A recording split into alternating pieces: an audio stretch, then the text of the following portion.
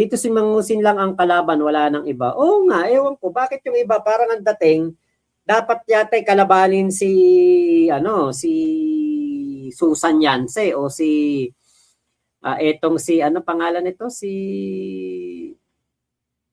Sabi. Hindi naman nga, yan, wag nang kalabanin, dagdag pa yun eh. Diba? Saka meron namang ambag si Susan Yance sa atin. Kung magbabago si Kulaong. Nako. Ako di muna ako magre-reaction that di pa nagsalita si MG about kay Sabi. Pero dami ng mga lumalabas na about kay Susan. Manggagatas nagsalita na nga si MG eh. Sabi nga sa akin ni MG, okay yan, wag bibitawan. Ako, kahit ano lang, saka patuloy pa rin naman. Sabi ko nga, mawala man si Susan o nandyan man si Susan sa Kulaong, patuloy pa rin naman tayo. Wala namang nawala, wala namang nabago, wala namang nadagdag, di ba? Si Kulaong pa rin ng kalaban naman natin dito eh. Okay, ganda ng engagement nyo po kasi binabasa nyo mga comment, kaya happy tayong lahat. Tama, Michelle, Shadow. Kung may mga anak kayo mga estudyante, maging aware na din sana sila dahil target market ni Kulaong mga students. Tama, oo, kaya nga sana, di ba? Merong mga mag-report dyan. Okay. Ako nag-reaction na ako kay Susan o kay Sabi. Sabi ko nga wala akong pake. Kahit sino pa siya, kahit ano papas niya, ano pa hinaharap niya, ano pa ang kanyang present, wala akong pake. Mahirap maraming kalaban, di tayo makakasuntok. Oo, May Alcantara. Amo Bagoy. Wag mo ko i-block, Boss Mac. Isa din ako sa tumitira kay Kulaong na mukhang buwan na pinagtitira ng asteroid yung mukha. Thank you for sharing your blessing, Arcade in Red. Salamat Arcade in Red. God bless din po sa'yo. Boss Mac, pa-shoutout. Watching from Kalumpit, Bulacan. Thank you, 4. Okay. Ito. Mac, sada bumanat na si Boss Mike.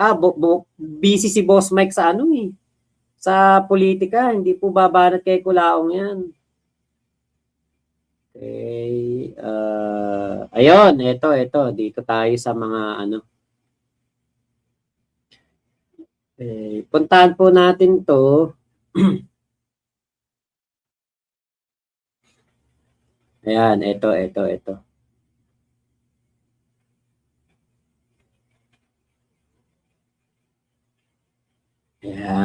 Ito kasi maganda to eh. Maganda tong na ito, tong video na ito. Ayan. Okay, share natin. Sabi ni Ryan Bobadilla, nag-live ka dati sa TikTok, namigay ka ng sasakyan. Oo, nabigay ako sa sasakyan. O bakit inggit ka? Kasabwat mo, paliwanag mo nga. Pag namigay ako ng sasakyan, kahit kanino ko ibigay, ang importante ibinigay ko. Kaya tauhan ko o kay kanino ko binigay, at least binigay ko. Ando sa Isabela ngayon, ang tumama, Pulis Isabela, ako ang mamimigay. Okay? Kahit sino bigyan ko. Nagkataon doon sa live ko, nanonood yung Police Isabela, tao ko. Bigyan ang binigyan ko, alaga naman ikaw bigyan ko. Dahil ibigay ko na doon sa tao ko, pakinabangan pa niya, at least binigay ko. Kung hindi ko binigay yung sasakyan na binamigay ko, yun, pwede mo akong tirahin. Pinamigay ko nga bakit marunong ka pa kung kanino ko ibibigay? Di ba? Kaysa ibigay ko sa pangit na katulad mo na walang pakinabang sa'yo, ibigay ko na doon sa kaibigan kong pulis, at least pinakinabangan pa niya, nang hindi na siya nangungurap para magkaroon ng sasakyan. Na iligtas ko pa ang bayan natin na baka maging kurap yun, di ba? Para makabili niya sasakyan, binigyan ko na lang. Di matinong pulis yun, tanga.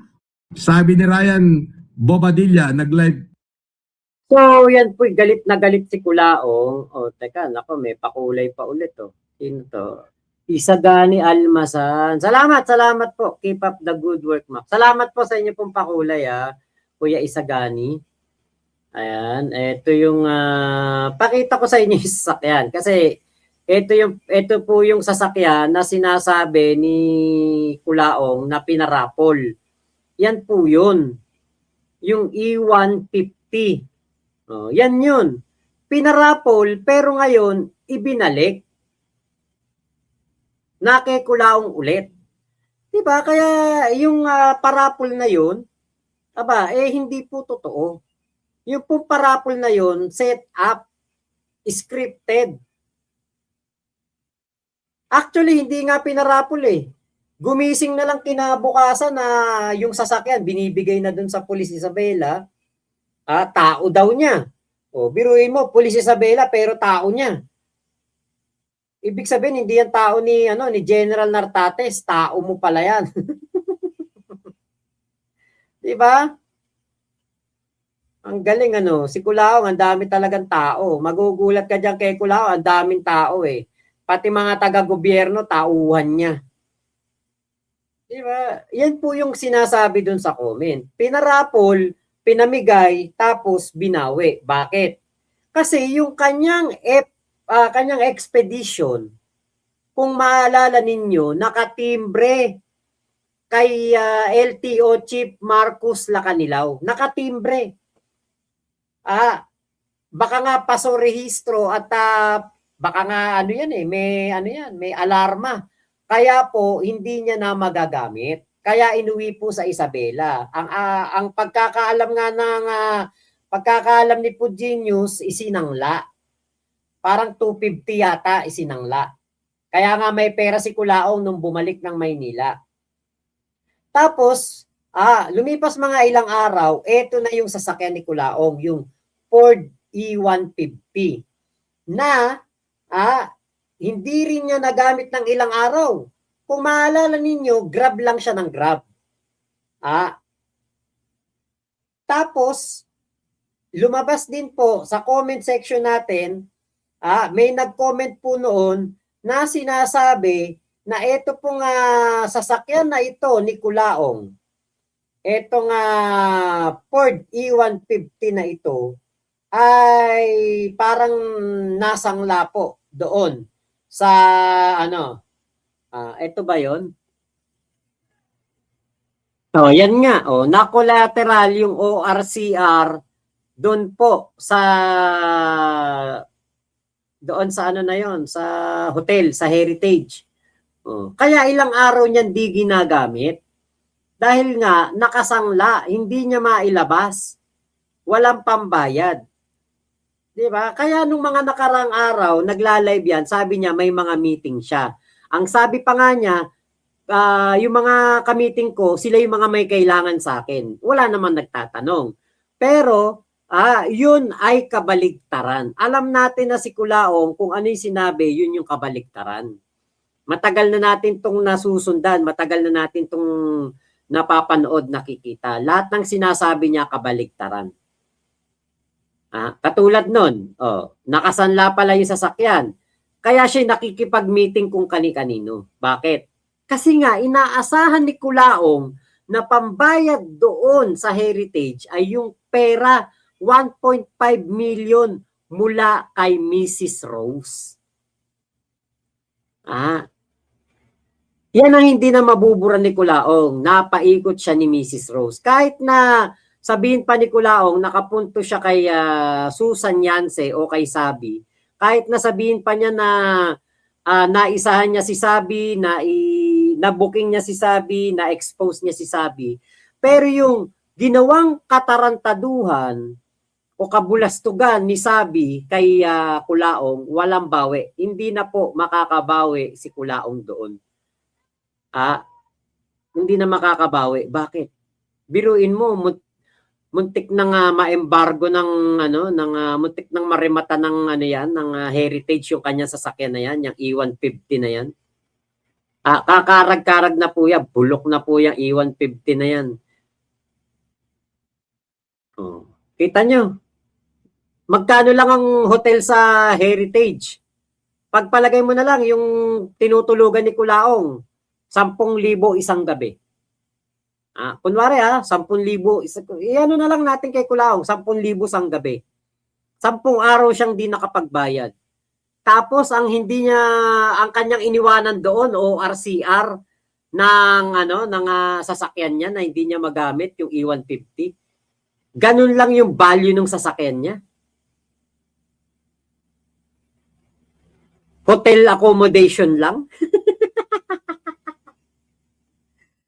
Kaya nga po yan yung mga kabulastugan ni Kulaong. Kunwari, nagparapol ng sasakyan, kinabukasan, may winner kagad. Hindi pinakita kung paano inirapol. O, binigay sa isang PNP, sa Isabela, tao daw niya. A few years later, nasa kanya na naman. Ano to? Hiniram, sinole, ibinalik, pinatago lang. Diba? Pero kahit ano pa man yan, alam naman natin talaga na si Kulaong po, umaasta lang talaga yan. Umaasta lang talaga na meron. Umaasta lang talaga na magaling, matalino, akala mo kung sino, pero wala. Wala po talaga. Wala po talagang kaano-ano yan si Kulaong sa kanyang mga pinaggagawa. Hanggang ganun lang, yabang-yabang. Hanggang ganun na lang po. Hindi na po ano yan, hindi na po yan magbabago. Puro kabulastugan na lang, puro pagpapanggap na lang yan. Kaya doon sa nag-comment na galit si Kulaong dahil doon sa sasakyan, diba? Napikon si Kulaong. Bakit? Kita nyo, naalala ng mga tao na etong si Kulaong ay nagparapol kuno, pero yun pala, pinatago lang yung sasakyan o baka isinangla lang doon yung sasakyan. Dahil yung kanyang expedition nagka-problema kay Marcos Lacanilaw, hindi niya na magagamit. Naka-alarme. Wanted yung sasakyan niya. Parang ganun Parang kapag nahuli na ginagamit sa kalsada, pwedeng hulihin ng LTO. Parang ganun po yung pagkakaintindi ko. Kaya, si Kulaong, hanggang ganun na lamang. Ayun. Kuya Isagani, Almasan, salamat po sa matindi po ninyong pakulay. Sa lahat po ng mga nagpapakulay, nag-share ng blessing nyo sa akin, maraming salamat po. At yan po ay ibibili ko ng bigas, pero kami ang kakain. Hindi ko po ipapamigay. Mahirap lang po ako Ayan. So, maliwanag na tayo doon sa sasakyan na yun. Pinarapol ko binigay sa isang PNP na taga Isabela na nanalo pero nakay Kulaong ulit. Meron bang ganun? Nagparapol ka tapos magugulat na lang mga tao biglang nasa iyo ulit, di ba? So may something diyan. Meron pong meron pong kabulastugan diyan sa na yan, sa sasakyan na yan kung bakit nakay Kulaong na naman. Okay, eto, puntahan natin to dito. Yabang na naman ni Kulaong dito Alam mo yun? Kala mo na naman kung ano na naman si Kulaong, kala mo na naman kayang-kaya niya na naman ang laban, akala mo panalong-panalo na naman. Tapos paglipas ng mga ilang araw, magba-Bible verse na naman yan. Tignan niyo. Gusto mo ipalo ko pa yung mukha mo kay Ian pumunta kayo rin sa bahay ko, dalawa kayo. Pag hindi ko kayo pinag-untog, ewan ko na lang. Umakyat daw yung young balls ko. Ulol! Sino naman maniniwala dyan magnanakaw yan dito sa bahay ko? Yes. Ano ka ba? Kakasuhan ko na yan. Nire-ready ko lang yung kaso niya. May CCTV rito at may report ng gwardiya na tumakas siya rito na walang tao. 2 bag yung dala-dala niya. Paano naman ako matatakot dyan sa isang magnanakaw? Tanga! Gusto mo ipalo ko sa mukha mo yan si Ian? Ikaw hindi mo kaya sabihin sa akin yan. Di ba? Ba't naman ako matatakot? Alam mo yun, akala mo nakakatakot siya. Di ba? Akala mo talaga nakakatakot si Kulaong palo ko kaya sa mukha mo yan si Casper. Paguntugin ko kaya kayo ni Casper dun sa sa Luneta. Pag ako talaga napunta ng Luneta at hindi kayo lumitaw, kayo ang talagang mga pang na kayo, hindi lang kayo pang pang Pilipinas na supot. Kayo yung mga pang Asian, pang worldwide na supot na kayo ni Casper. Paguntugin ko kaya kayo ni Casper, isang kamay lang gamit ko. May pili kasi balikat ko dito sa kaliwa hindi pa nauuli kanan lang gagamitin ko pag uuntugin ko kayo. Sasampigahin ko kayo na sabay. For 11 lang ako, Kulaong, sabi mo. Ang teteng na to. Kala mo kung sinong makapagsalita. Sinugod ka ni sinagot niya ni Makagago yung hamon mo. Pinuntahan ka sa subdivision mo. Bahagang buntot mo. Na-choppy ka. Tapos pinuntahan ka ni Daking sa Heritage. na-choppy ka. Pinuntahan ka ni Sabi sa Heritage, na-choppy ka. Puro ka kachupian eh. Tatakot ba? Ma-interview mo, yung lawyer nga na pinagmamalaki mo, di ba? Kriminal! Wanted criminal, di ba? Maaga ako sa korte dahil gustong-gusto na kitang makaharap. Pero hindi ka nagpapakita, tanga. Yan nga yung hindi nga talaga maintindihan ni Kulaong. Preliminary investigation, hindi mo kailangan lumutang. Hindi mo kailangan magpakita. Kung may abogado ka, pwedeng yun ang maging representative mo doon. Pero dahil si Kulaong, wala namang legal team, si MG, 3 legal team niya, 3 ang kanyang abogado. Si Kulaong, wala.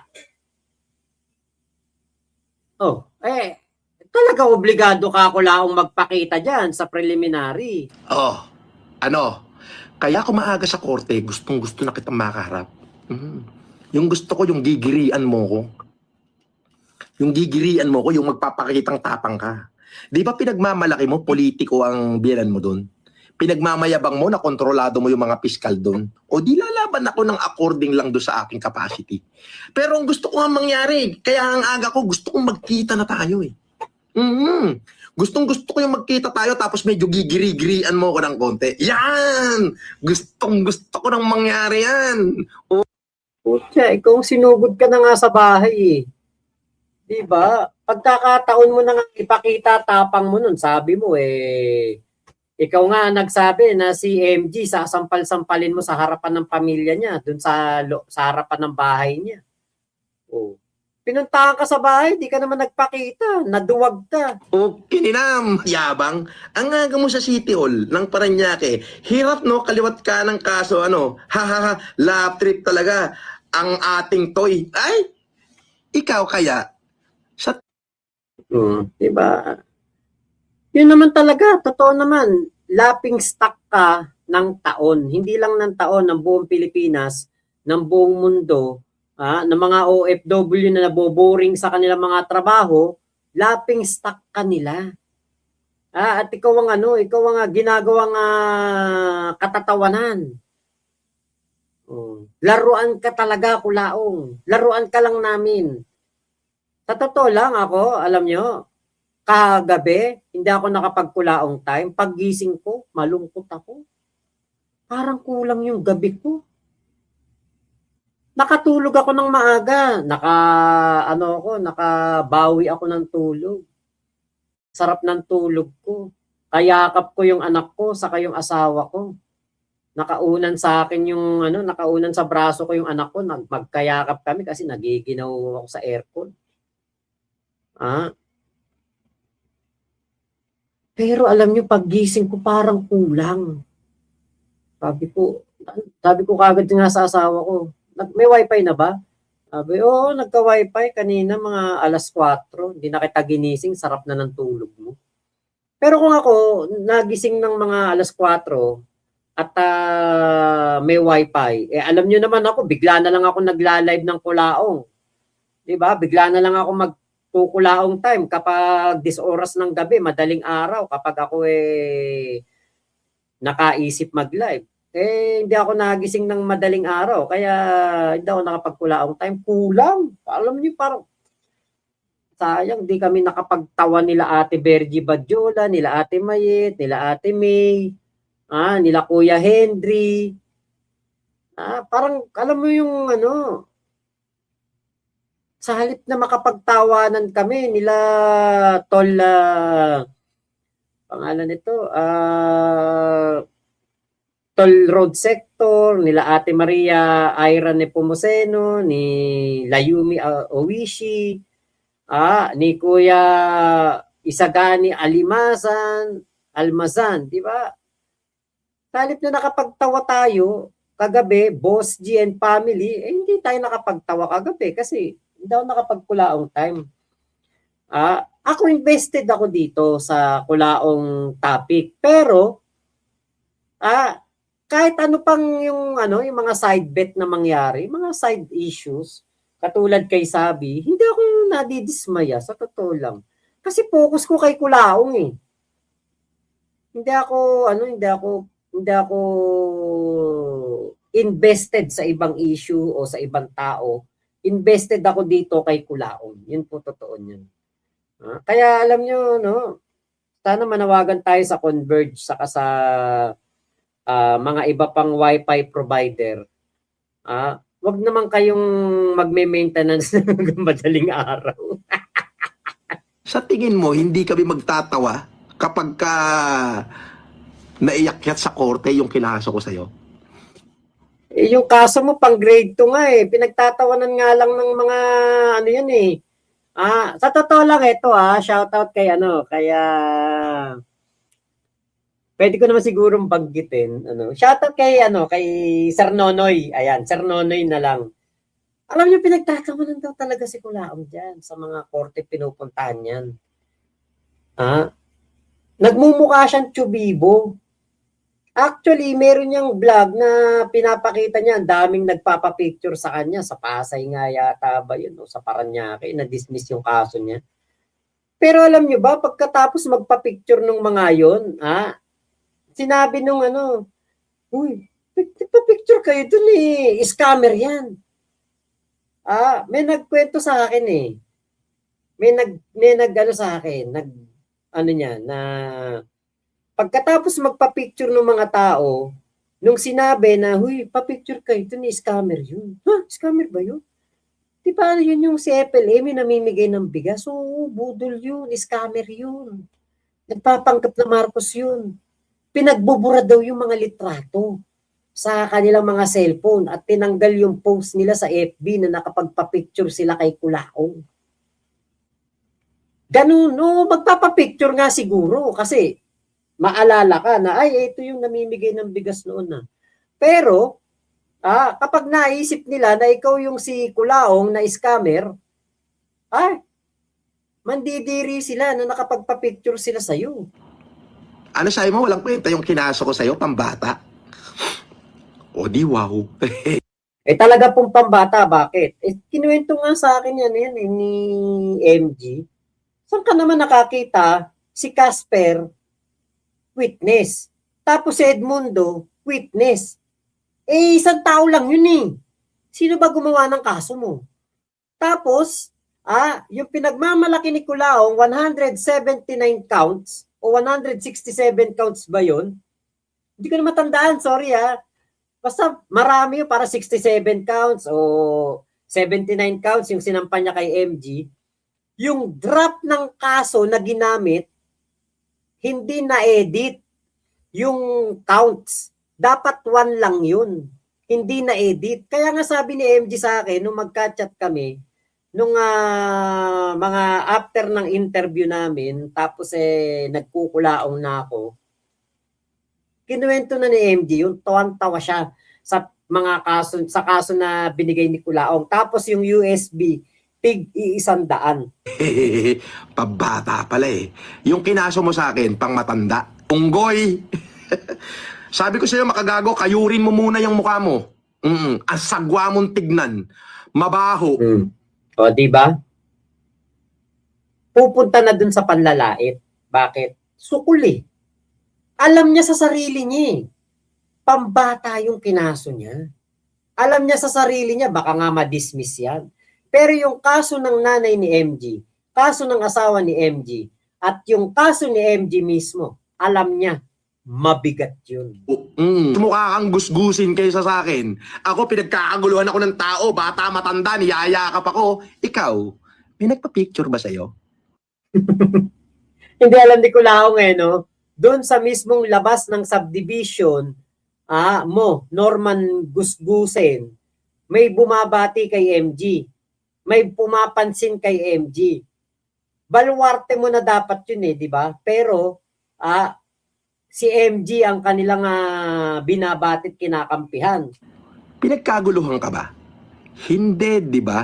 Kasi Putya, hindi kasi alam ni Kulaong no? Kung gaano kasikat si MG.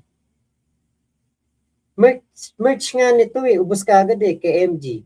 Mga event kung saan si MG ang daming tao. Event nila ni Tony Poller sa Motivated. Di ba? Hindi alam kasi ni Kulaong kung gaano kasikat si MG. Kasi nga maantot ka, makaanglit ka. Oo, kasi nga alam ng taong bayan ng Pilipinas na gago ka. Oo, alam yan. Alam din ng lahat ng mga piskal na gago ka na nabubuhay ka sa kagaguhan mo eh.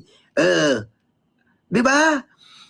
Nangangahulugan lang na duwag ka, walang kwenta yung kinaso mo kasi itinago mo yung subpwena. Uy, Ogag. Obob ka talaga, Kulaong. TMG sumugod sa bahay mo. Sumugod sa subdivision mo. Sinagot yung hamon mo. Siya pa yung duwag. Ikaw pa yung matapang. Nung naka-live ka nga, namutla ka. Wala ka nang i-deny doon. Naipaliwanag ko na lahat kanina. Di ba? Mark Roger, Jason Roger, warna kulang-kulang. Diyan ka nala sa post ngayon, no? Di ka na makapagsalita, no? Bakit? Kasi ultimong kahombre mo, pinagsisinungalingan mo. Oo.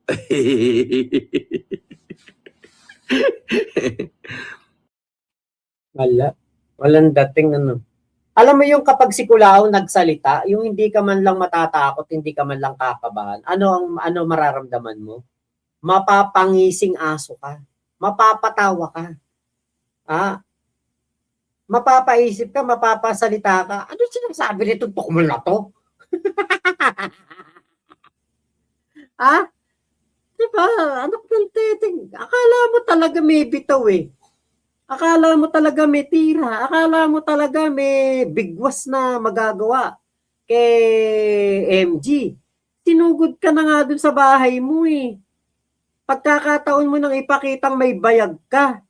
Tinugod ka ni Kuya The Kings. Pagkakataon mo nang sampigahin si Kuya The Kings. Pinalampas mo pa. Ano ba yan? Ay, nako talaga. Ay, sige Ate Mayet, good night na po. Ayun, EJ Constantine, papasaba sa milyonaryo mga ganong bodyguard. Siyempre, hindi. Christopher Lopena, watching here in Ireland. Always following you. Salamat po. Teddy Stis, kaya nga, nag-message nga ako sa kanya. Okay. Kuya Isagani Almasan, keep up the good work. Salamat po sa inyo pong pakulay. Princess Ruth Velarde. Boss Mac, kailan po kaya makukulong yan si Kulaong? Hintayin po natin.